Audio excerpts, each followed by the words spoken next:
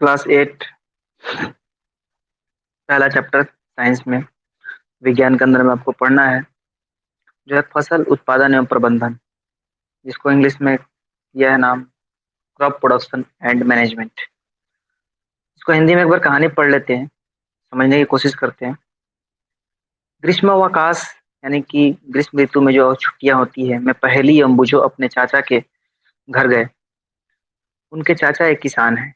एक दिन उन्होंने खेत में कुछ औजार देखे, जैसे कि खुरपी, दरांती, बेलचा, हल इत्यादि। इन सब चीजों को देखा उन्होंने।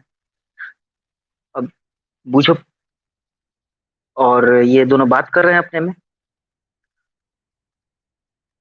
पहेली और बूझो बात कर रहे हैं। तो ये पूछ रहा है यहाँ पे कि मैं जानना चाहता हूँ कि हम इन औजारों का उपयोग कहाँ और कैसे करते हैं। आप पढ़ चुके हैं कि सभी सजीवों को भोजन की आवश्यकता होती है। पौधे अपना भोजन स्वयं बना सकते हैं। क्या आपको याद है कि हरे पौधे अपना भोजन किस प्रकार संश्लेषित करते हैं, यानी कैसे कैसे बनाते हैं। मनुष्य सहित सभी जंतु भोजन बनाने में असमर्थ है। जितने यानी कि मनुष्य हैं चाहे कोई भी हो, भोजन बनाने में सभी असमर्थ हैं। परंतु हम भोजन ग्रहण ही क्यों करते हैं? हम भोजन को जब बना नहीं सकते तो ग्रहण क्यों करते हैं? आप जानते ही हैं कि सजीव भोजन से प्राप्त ऊर्जा का उपयोग विभिन्न जैविक प्रक्रमों जैसे पाचन, श्वसन एवं उत्सर्जन के संपादन में करते हैं। यानी कि उसको पूरा करने के लिए, खाना को पचाने के लिए, सांस लेने के लिए और उसको फिर जो मल मूत्र होता है उसको बाहर निकालने के लिए। हम अपना भोजन पौधों अथवा जंतुओं या दोनों से ही प्राप्त करते हैं। एक विशाल जनसंख्या को भोजन प्रदान करने के लिए इसका नियमित उत्पादन, उचित प्रबंधन यानी रख रखाव उसका, एवं वितरण यानी कि उसका बंटवारा आवश्यक है। तो इसमें कृषि पद्धति का बहुत बड़ा योगदान होता है। इसलिए कृषि पद्धतियां हमें यहाँ पढ़ने के लिए मिला है। लगभग 10,000 ईसा पूर्व तक मनुष्य घुमंतु थे, यानी कि घूमते रहते थे। वे एक स्थान से दूसरे स्थान तक भोजन एवं आवास की खोज में समूहों में विचरण करते रहते थे। वे कच्चे का फल और सब्जियां खाते थे और उन्होंने भोजन के लिए जंतुओं का शिकार करना प्रारंभ किया। कालांतर में खेती पर कर चावल, गेहूं एवं अन्य खाद्य फसलों को उत्पादित करते यानी उसको उगाते थे। इस प्रकार कृषि का प्रारंभ हुआ। जब एक ही किस्म के पौधे किसी स्थान पर बड़े पैमाने पर उगाए जाते हैं तो इसे फसल कहते हैं। उदाहरण के लिए गेहूं की फसल का अर्थ है कि खेत में उगाए जाने वाले सभी पौधे गेहूं के हैं। यानी जब एक ही किस्म के पौधे किसी स्थान पर बड़े पैमाने पर बहुत ज्यादा रूप में, ज्यादा एक जगह बहुत ज्यादा मात्रा में इसका उसको हम जब उगाते हैं ना तो उसको हम फसल कहते हैं। आप जानते हैं कि फसलें विभिन्न प्रकार की होती हैं, जैसे कि अन्न, सब्जियां एवं फल। जिस मौसम में हम जिस मौसम में यह पौधे लगाए जाते हैं उसके आधार पर हम फसलों का वर्गीकरण कर सकते हैं। भारत एक विशाल देश है। यहाँ ताप, अन्नदाता और वर्षा जैसे जलवायु परिस्थितियां एक क्षेत्र से दूसरे क्षेत्र में भिन्न है। अतः देश के विभिन्न भागों में विविध प्रकार की फसलें उगाई जाती हैं। इस विविधता के बावजूद मोटे तौर पर फसलों को दो वर्गों में बांटा जा सकता है। वे इस प्रकार है। पहला है खरीफ फसल। वह फसल जिन्हें वर्षा ऋतु में बोया जाता है उसे खरीफ फसल कहते हैं या खरीफ फसल वह कहलाती है। भारत में वर्षा ऋतु सामान्यतः कब से कब होता है? जून से सितंबर के तक होती है। ठीक है। जिसमें हम धान, मक्का, सोयाबीन, मूंगफली, कपास इत्यादि खरीफ फसलें उगाते हैं।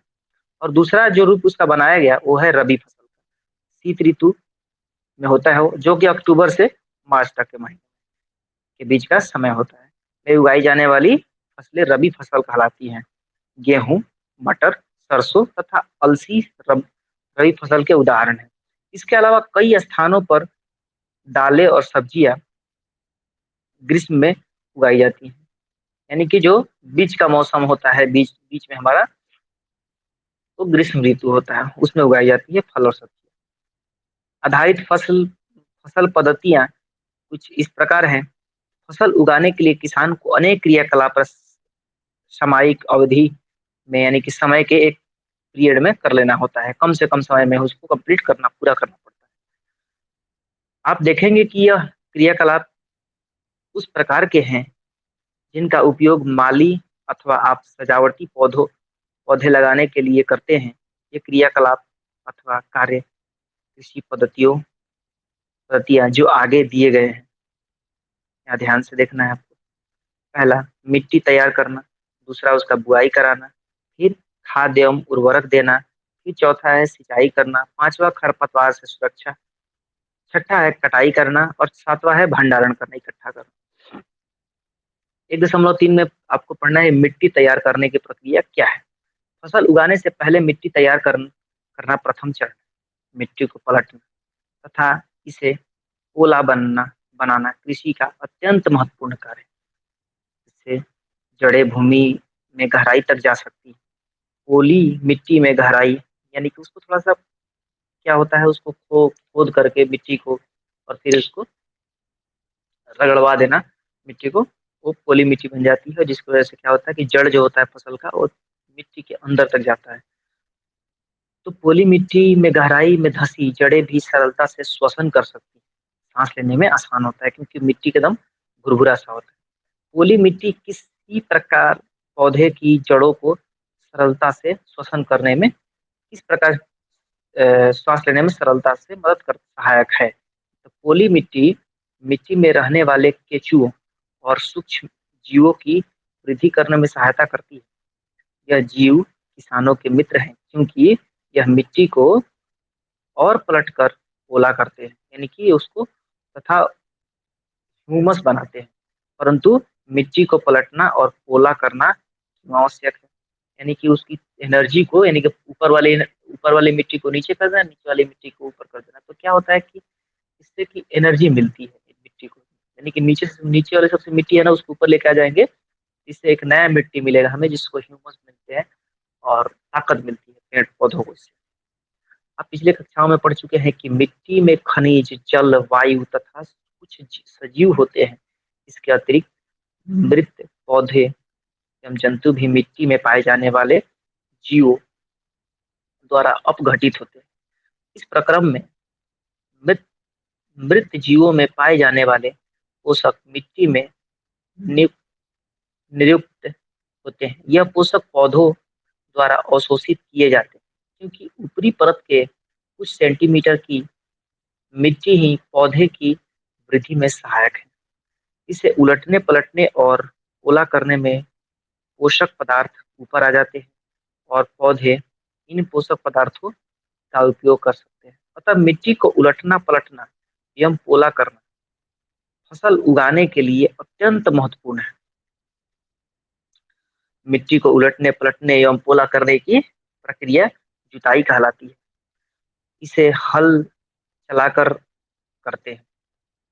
हल लकड़ी अथवा लोहे के बने होते हैं।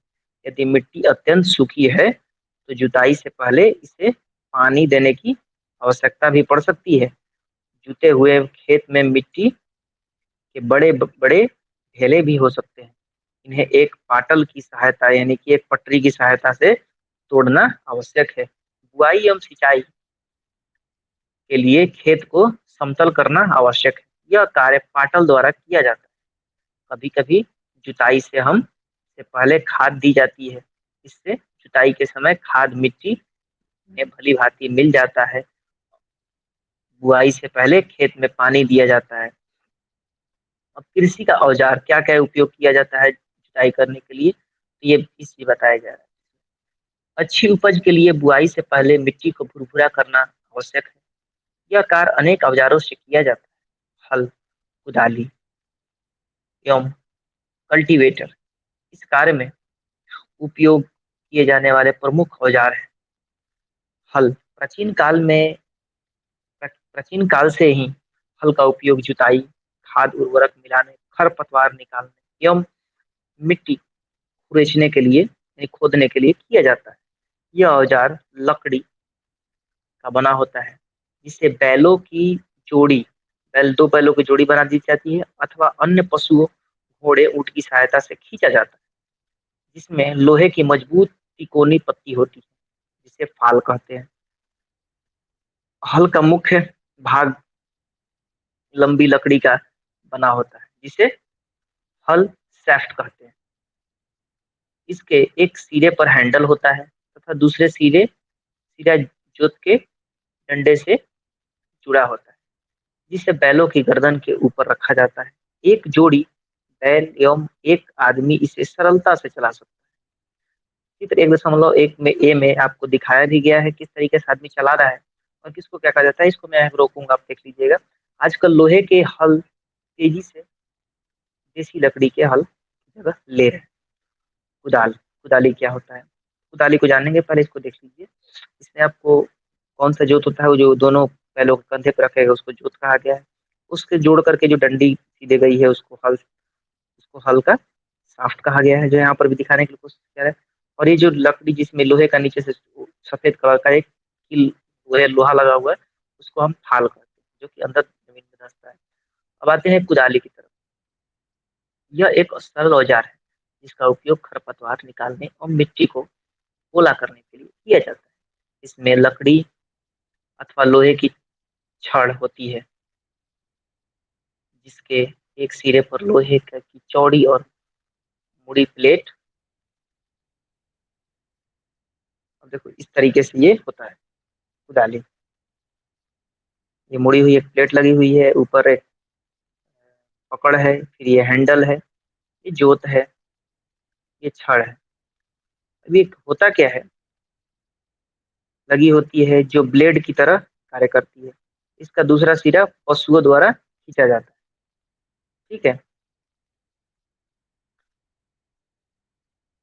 अब यहाँ पर कल्टीवेटर है। आजकल जुताई ट्रैक्टर द्वारा संचालित कल्टीवेटर से की जाती है। कल्टीवेटर के उपयोग से श्रम एवं समय दोनों की बचत होती है, यानी कि मेहनत की भी बचत होती है और समय की भी बचत होती है। फिर उसके बाद बुआई हमारा 1.4 टॉपिक है। बुआई फसल बुआई फसल उत्पादन का सबसे महत्वपूर्ण चरण है। बोने से पहले अच्छी गुणवत्ता वाले साफ एवं स्वस्थ बीजों का चयन किया जाता है। किसान अधिक उपज देने वाले बीजों को प्राथमिकता देते हैं। तो भाई बीजों का चयन कैसे करेंगे हम?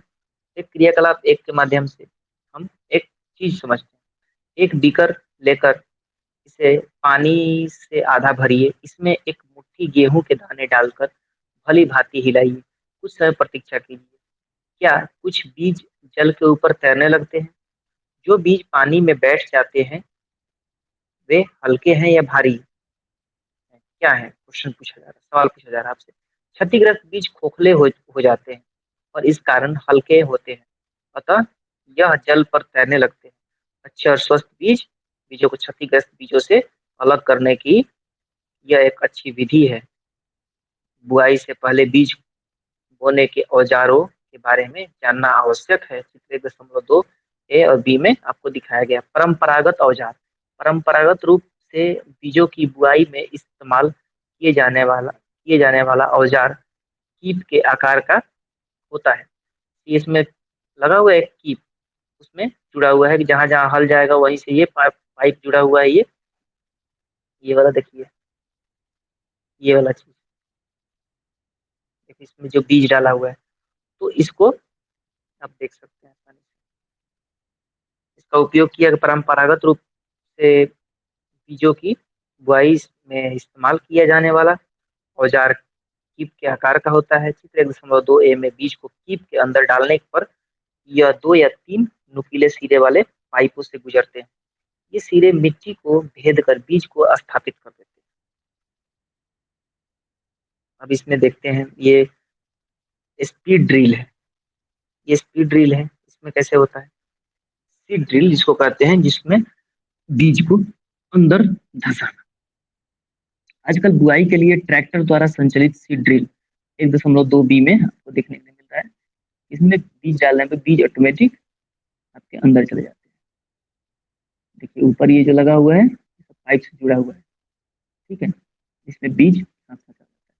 आजकल बुआई के लिए ट्रैक्टर द्वारा संचालित सीड ड्रिल बीमे का उपयोग होता है। इसके द्वारा बीजों में समान दूरी एवं गहराई बनी रहती है। यह सुनिश्चित करता है कि बुआई के बाद बीज मिट्टी द्वारा ढक जाए। इससे बीज को पक्षियों द्वारा खाए जाने से रोका जा सकता है। सीड ड्रिल द्वारा बुआई करने से समय एवं श्रम दोनों की ही बचत होती है। यानी कि इससे हम बुआई कराते हैं तो लेबरों की कम आवश्यकता पड़ती है और समय भी बचता है। पौधों की अत्यधिक घने होने से रोकने के लिए बीजों के बीच उचित दूरी होना अत्यंत महत्वपूर्ण है। यानी उसके बीच में दूरी होना चाहिए। इससे पौधों को सूर्य का प्रकाश, पोषण एवं जल पर्याप्त मात्रा में प्राप्त होता है। अधिक घनेपन को रोकने के लिए कुछ पौधों को निकाल कर हटा दिया जाता है। ठीक है, खाद एवं उर्वरक मिलाना। खाद और उर्वरक कैसे मिलाते हैं? वे पदार्थ जिन्हें मिट्टी में पोषक स्तर बनाए रखने के लिए मिलाया जाता है उन्हें खाद एवं उर्वरक कहते हैं। मैंने एक खेत में उगने वाली स्वस्थ फसल पौधों को देखा, जबकि पास के खेत में पौधे कमजोर थे। कुछ पौधे अन्य पौधों की तुलना में ज्यादा अच्छी तरह से क्यों उगते हैं? सवाल इसके मन में आया तो चलिए हम भी देखते हैं। मिट्टी फसल को खनिज पदार्थ प्रदान करती है। यह पोषक पौधों की वृद्धि के लिए आवश्यक। कुछ क्षेत्रों में किसान खेत में एक के बाद दूसरी फसल उगाता रहता है। खेत कभी भी खाली नहीं छोड़े जाते। कल्पना कीजिए कि पोषकों का क्या होता है। पोषकों का क्या होता है? फसलों के लगातार उगाने से मिट्टी में कुछ पोषकों की कमी हो जाती है। इस क्षति को पूरा करने हेतु किसान खेतों में खाद देते हैं। यह प्रक्रम खाद देना कहलाता है। अपर्याप्त खाद देने से पौधे कमजोर हो जाते हैं। खाद एवं कार्बनिक जैविक पदार्थ हैं जो कि पौधों एवं या जंतु अपशिष्ट से प्राप्त होती है। किसान पादप एवं जंतु अपशिष्टों को एक गड्ढे से डालते जाते हैं तथा इसका अपघटन होने के लिए खुले में छोड़ देते हैं। अपघटन कुछ सूक्ष्म जीवों द्वारा होता है। अपघटित पदार्थ खाद के रूप में उपयोग किया जाता है। आप कक्षा 6 में वर्मी कंपोस्टिंग अथवा केचुए द्वारा खाद तैयार करने के लिए के विषय में हैं। यानी किस तरीके से केचुओं के द्वारा खाद का उत्पादन किया जाता है। अब क्रियाकलाप 1.2 में एक बताया गया है कि मूंग अथवा चने के बीज बीज लेकर उन्हें अंकुरित कीजिए। इनमें से एक ही आकार वाले 3 नवोदित छांट लीजिए। अब 3 गिलास अथवा ऐसे ही पात्र लीजिए, ए बी सी ऐसे पात्र निशान लगाइए। गिलास ए में थोड़ी सी मिट्टी लेकर इसमें थोड़ी सी गोबर की खाद मिलाइए। गिलास बी में समान मात्रा में मिट्टी लेकर उसमें थोड़ा सा यूरिया मिलाइए। गिलास सी में कुछ मिट्टी लीजिए बिना कुछ मिलाए। 1 रखिए उसको, ठीक है। 1.3 में जो दिखाया गया आपको। अब इनमें पानी की समान मात्रा डालकर सुरक्षित स्थान पर रख दीजिए। प्रतिदिन पानी देते रहिए। 7 से 10 दिन बाद उनकी वृद्धि को नोट कीजिए। आपको क्या मिला? खाद एवं उर्वरक के साथ पौधों की वृद्धि ए में और बी में ए में तो दिख भी रहा है, बी में भी दिख रहा है और सी में क्या छोटा छोटा दिख रहा है। तो हमें उर्वरक की जरूरत इसलिए पड़ती है कि उसको सही समय में, कम समय में भी हमें सही उत्पादन करा सके। इसके लिए हमें उर्वरक का उपयोग करना पड़ता है। अब क्या तीनों गिलासों के पौधों में वृद्धि की गति एक समान है? किसी गिलास में पौधों की वृद्धि बेहतर है? किस गिलास के पौधों में वृद्धि सबसे अधिक है? उर्वरक रासायनिक पदार्थ है जो, यानी कि केमिकल है ये, जो विशेष पोषकों में समृद्ध है। बहुत सारे पोषक ये पहले से पाया जाता है। वे खाद से कैसे भिन्न है? उर्वरक का उत्पादन फैक्ट्रियों में किया जाता है। उर्वरक के कुछ उदाहरण हैं urea, ammonium sulphate, super phosphate, potash, NPK, nitrogen, phosphorus, potassium. इनके उपयोग से किसानों को गेहूं, धान तथा मक्का जैसी फसलों की अच्छी उपज प्राप्त करने में सहायता मिलती है। परंतु परंतु उर्वरकों के अत्यधिक उपयोग से मिट्टी की उर्वरकता में कमी आई है। यह जल प्रदूषण का भी स्रोत बन गए। अतः मिट्टी की उर्वरता बनाए रखने के लिए हमें उर्वरकों के स्थान पर जैविक खाद का उपयोग करना चाहिए, अथवा दो फसलों के बीच में खेत को कुछ समय के लिए बिना कुछ उगाए छोड़ देना। खाद के उपयोग में मिट्टी के गठन एवं जल अवशोषण क्षमता में भी वृद्धि होती है। इसमें मिट्टी में भी सभी पोषकों की प्रतिपूर्ति हो जाती है। मिट्टी में पोषकों की प्रतिपूर्ति का अन्य तरीका है फसल चक्रण। यह एक फसल के बाद खेत में दूसरे किस्म की फसल एकांतर क्रम में उगाकर किया जा सकता है। पहले उत्तर भारत में किसान फलीदार चारा एक ऋतु में उगाते थे तथा गेहूं दूसरी ऋतु में। इससे मिट्टी में नाइट्रोजन का पुनः पूरण होता रहता है। किसानों को इस पद्धति को अपनाने के लिए प्रोत्साहित किया गया है। पिछली कक्षाओं में आप राइजोबियम बैक्टीरिया के विषय में पढ़ चुके हैं। यह फलीदार लेग्यूमियम पौधों की जड़ों की ग्रंथिकाओं से पाए जाते हैं और वायुमंडलीय नाइट्रोजन का स्थिरीकरण करते हैं। यानी कि यह हमारी मदद करते हैं कि किस तरीके से हमारे मिट्टी में उर्वरक की कमी ना हो और एनर्जी हमेशा बरकरार रहे। तो आगे हमें पढ़ना है इसमें ये उर्वरक और खाद की एक सूची बनी। इस सूची को हम देखेंगे। यहाँ पर उर्वरक की एक सूची है।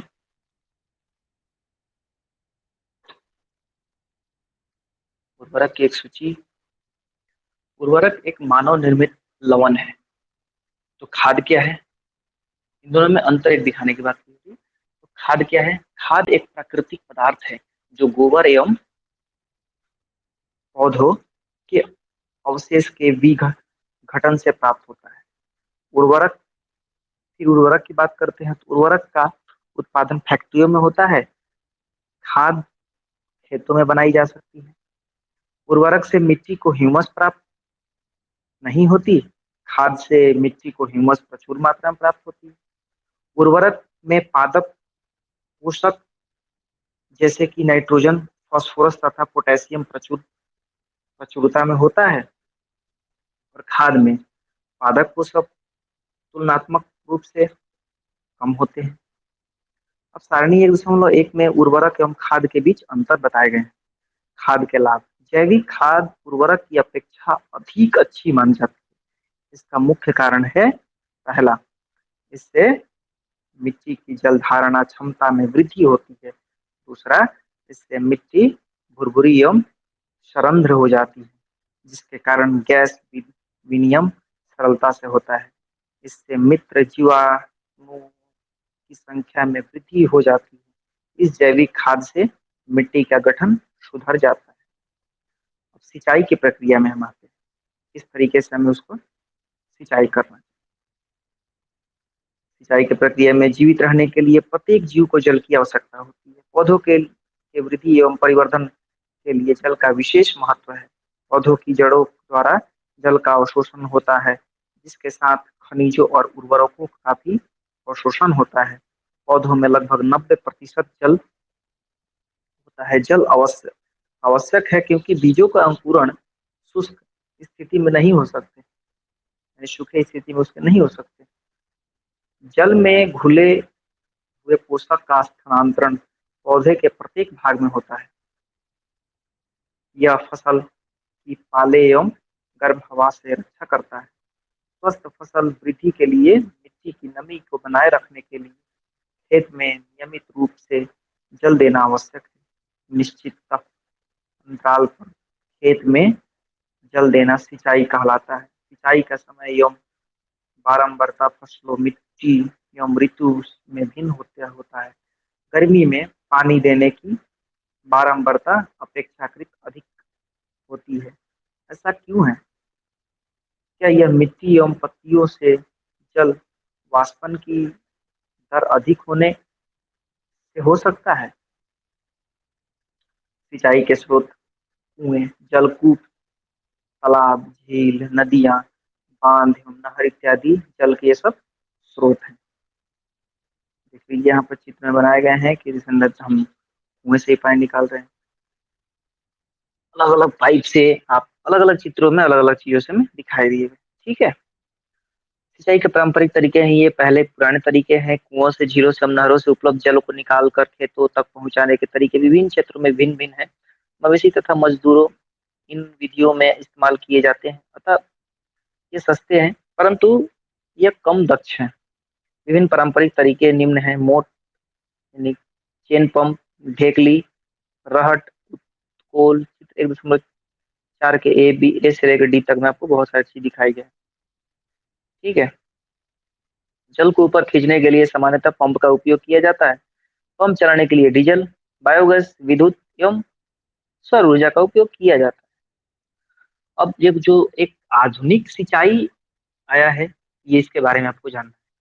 यह कि नया तरीका आया है। सिंचाई की आधुनिक विधियां क्या है? सिंचाई की आधुनिक विधियों द्वारा हम जल का उपयोग मितव्यता से कर सकते हैं। मुख्य विधियां निम्न प्रकार की है कि जितनी जरूरत है उतना ही करते हैं। इसलिए पहला है छिड़काव तंत्र, जिसको स्प्रिंकलर सिस्टम कहते हैं। इस विधि का उपयोग असमतल भूमि के लिए किया जाता है जहां पर जल कम मात्रा में उपलब्ध है। ऊर्ध्वाधर पाइपों, नलों की ऊपरी सिरों पर घूमने वाले नोजल लगे होते हैं। ठीक है, देखिए इसमें ऊपर नोजल लगे हुए हैं, आपको दिखाई दे रहे होंगे यहाँ पे। तो ये नोजल दिख रहे हैं, इसके ऊपर पानी छिड़क रहा है ये नोजल से। इस इन नोजलों से आपको पानी छिड़कता है यहाँ से नीचे, और ये सारी नीचे नीचे पाइप जा रहे हैं।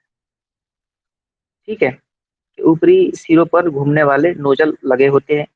यह पाइप निश्चित दूरी पर मुख्य पाइप से जुड़े होते हैं। जब पंप की सहायता से जल मुख्य पाइप में भेजा जाता है, मेन पाइप में, नीचे पाइप में जाता है, तो क्या होता है इसमें? सहायता से मुख्य जल पाइप भेजा जाता है तो वह घूमते हुए नोजल से बाहर निकलता है। इसका छिड़काव पौधों पर इस प्रकार होता है जैसे वर्षा हो रही। छिड़काव लॉन, कॉफी की खेती एवं कई अन्य फसलों के लिए अत्यंत उपयोगी होता है, क्योंकि कुछ कुछ ऐसे पौधे हैं जिनको छिड़काव वाला पानी चाहिए, तभी वो अच्छा फसल दे सकते हैं, इसलिए छिड़काव वाला सिस्टम इस्तेमाल करते हैं। अब एक आता है कि सिर्फ उनको जड़ में मिल जाए पानी तो पर्याप्त है। कुछ ऐसे पौधे हैं तो उसके लिए हम ड्रिप सिस्टम का इस्तेमाल करते हैं। ड्रिप तंत्र क्या होता है, जिसको ड्रिप सिस्टम कहते हैं? इस विधि में जल बूंद बूंद करके सीधे पौधे की जड़ों में गिरता है, अतः इसे ड्रिप तंत्र कहते हैं। फलदार पौधों, बगीचों एवं वृक्षों को पानी देने का यह सर्वोत्तम तरीका है। इससे पौधों को बूंद बूंद करके जल प्राप्त होता है। इस विधि में जल बिल्कुल व्यर्थ नहीं होता, अतः यह जल की कमी वाले क्षेत्रों के लिए एक वरदान है। अब आते हैं खरपतवार से सुरक्षा। खरपतवार होता क्या है? जो कि हमारे फसल में के बीच में एक ऐसा जंगली चीज, जंगली घास जाते हैं जिनका हमें उपयोग नहीं होता है, तो उनको मारने के लिए हमें, खरपतवार को खत्म करने के लिए हमें काटना पड़ता है, और या फिर उसको अब दवाई के माध्यम से भी हम खत्म कर सकते हैं। उसके लिए दवाई किस तरह की छिड़काव, और खरपतवार से सुरक्षा में बुझ और पहली निकट के गेहूं के खेत में गए और उन्होंने देखा कि खेत में फसल के साथ कुछ अन्य पौधे भी उग रहे हैं। तो उनको हम, खेत में कई अन्य अवांछित पौधे प्राकृतिक रूप से फसल के साथ उग जाते हैं। इन अवांछित पौधों को खरपतवार कहते हैं, यानी कि जिसका कोई उपयोग नहीं है, जो उग गए वो घास फूस को हम खरपतवार कहते हैं। खरपतवार हटाने की निराई, यानी कि को निराई कहते हैं। उसको हम निराई, मतलब उसको निकालना को निराई कहते हैं। निराई आवश्यक है क्योंकि खरपतवार जल, पोषक, जगह और प्रकाश की स्पर्धा पर फसल की वृद्धि पर प्रभाव डालते हैं। यानी कि जब वो फसल के आसपास में रहेंगे तो इन सब चीजों पर किस किस चीज पे जल पे, उसके पोषक पे, उससे को पौधे को जो प्रकाश मिल रहा है उस प्रकाश पे वो बाधा डालते हैं। कुछ खरपतवार कटाई में भी बाधा डालते हैं तथा मनुष्य एवं पशुओं के लिए विषैले हो सकते हैं। खरपतवार को हटाने एवं उनकी वृद्धि को नियंत्रित करने के लिए किसान भिन्न विभिन्न तरीके अपनाता है। फसल उगाने से पहले खेत जोतने से खरपतवार उखाड़ने एवं हटाने में सहायता मिलती है। इससे खरपतवार पौधे सूख कर मर जाते हैं और मिट्टी में मिल जाते हैं। खरपतवार हटाने का सर्वोत्तम समय उनमें पुष्पन एवं बीज बनने से पहले का होता है। खरपतवार पौधों को हाथ से जड़ सहित उखाड़कर अथवा भूमि के निकट से काटकर समय समय पर हटा दिया जाता है। यह कार्य खुरपी या हैरो की सहायता से किया जाता है। रसायनों के उपयोग में भी खरपतवार नियंत्रण किया जाता है, जिन्होंने खरपतवार नाशी कहते हैं। ठीक है, यानी कि रसायन में कहने का मतलब है कि केमिकल का उपयोग किया जाता है। जैसे दो कॉमा 2.4 डी खेतों में इनका छिड़काव किया जाता है, जिससे खरपतवार पौधे मर जाते हैं, परंतु फसल को कोई हानि नहीं होती। खरपतवार नाशी को जल में आवश्यकता अनुसार मिलाकर स्प्रे यानी कि फुहारा की सहायता से खेत में छिड़काव करते हैं। 1.6 में आपको दिखाया गया है, एक छिड़काव ये मनुष्य कर रहा है। जैसे पहले बताया गया है, खरपतवार की वृद्धि समय तथा पुष्पन एवं बीज बनने के पहले ही खरपतवार नाशी का छिड़काव करते हैं। खरपतवार नाशी के छिड़काव से किसान के स्वास्थ्य पर भी प्रभाव पड़ सकता है, अतः उन्हें इन रासायनिक का प्रयोग सावधानी पूर्वक करना चाहिए। छिड़काव करते समय समय उन्हें अपना मुंह एवं नाक अपने नाक कपड़ों से ढक लेना चाहिए। अब कटाई की विधि क्या होती है? फसल की कटाई कटाई का एक महत्वपूर्ण फसल की कटाई एक महत्वपूर्ण कार्य है। फसल एक पक जाने के बाद उसे काटना कटाई कहलाता है। कटाई के दौरान या तो पौधों को खींचकर उखाड़ लेते हैं अथवा उसे धरातल से के पास से काट लेते हैं। एक अनाज फसल को पकने में लगभग 3 से 4 महीना का समय लगता है। हमारे देश में दराती की सहायता से हाथ द्वारा कटाई की जाती है। यह दराती का एक सुई बना गया है, उससे काटा जाता है, अथवा एक मशीन का उपयोग किया जाता है जिसे हार्वेस्टर कहते हैं। काटी गई फसल से बीजों दानों को भूसे से अलग करना होता है, इसे थ्रेसिंग कहते हैं।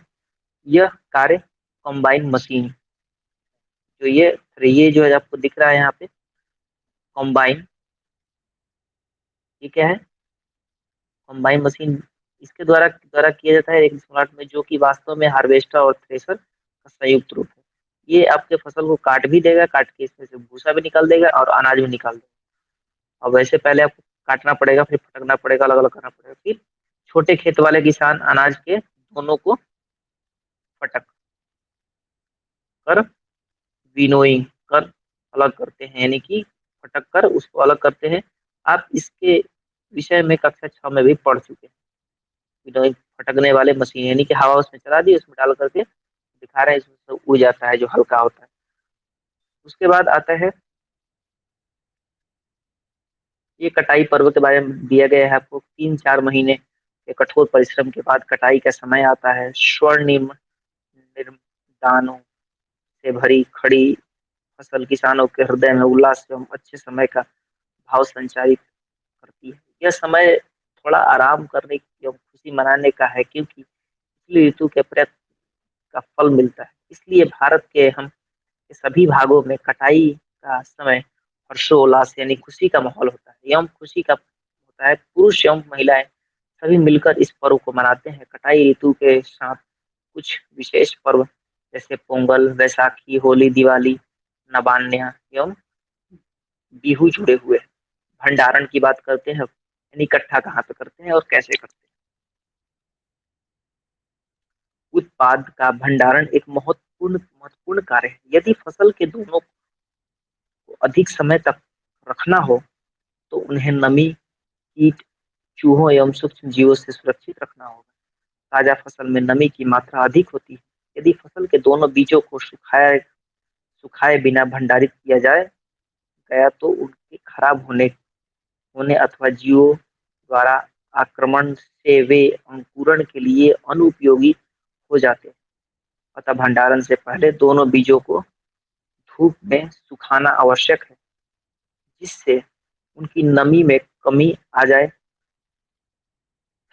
इससे उनकी कीट पीड़कों, जीवाणु एवं कवक से सुरक्षा हो जाती है। किसान अपनी फसल उत्पाद का भंडारण जूट के बोरे, धातु के बड़े पात्र में करते हैं, परंतु बीजों का बड़े पैमाने पर भंडारण साइलो और भंडारण गृहों में किया जाता है, जिससे उनको, ये देखिए भंडार गृह, अनाज भंडारण हेतु इसको साइलो का इस्तेमाल किया जाता है। इसमें भंडार सब रखा गया इकट्ठा करके। इससे क्या होता है कि पीड़कों जैसे कि चूहे एवं कीट से सुरक्षित रखा जा सके। चित्र 1.10 में बी में भी दिखाया गया और ए में भी दिखाया गया।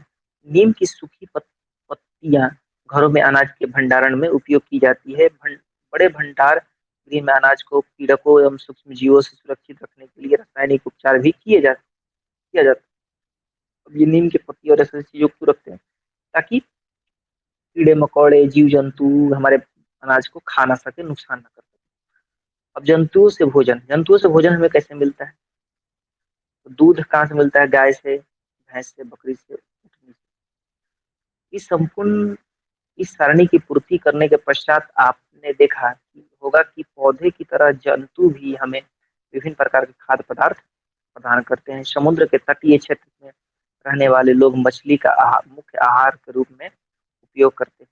पिछली कक्षाओं में पौधों से प्राप्त होने वाले खाद्य पदार्थों के विषय में आप पढ़ चुके हैं। हमने अभी सीखा कि फसल उत्पादन के विभिन्न चरण हैं, बीज का चयन, बुआई इत्यादि। इसी प्रकार घरों में अथवा फार्म पर पालने वाले पालतू पशुओं को उचित भोजन, आवास एवं देखभाल की आवश्यकता होती है।